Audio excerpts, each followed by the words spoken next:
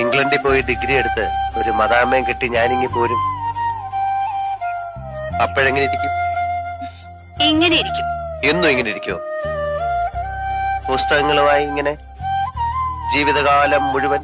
അതോ വാശിക്ക് പോയൊരു സായിപ്പിനെ കിട്ടും? അതോ കയറെടുത്ത് കഴുത്തേ കിട്ടൂ?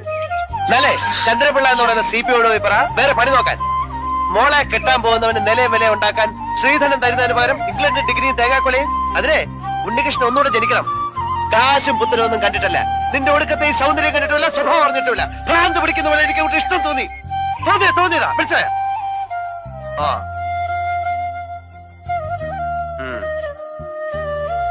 ഒച്ചയും ബഹളവും കൊടുങ്കാറ്റ് പോലെ. എന്തിനേത്? ഇതാണ് പ്രേമം. ഉണ്ണികൃഷ്ണൻ മീരെ പ്രേമിക്കുന്നത് കൊടുങ്കാറ്റ് പോലെയാണ്.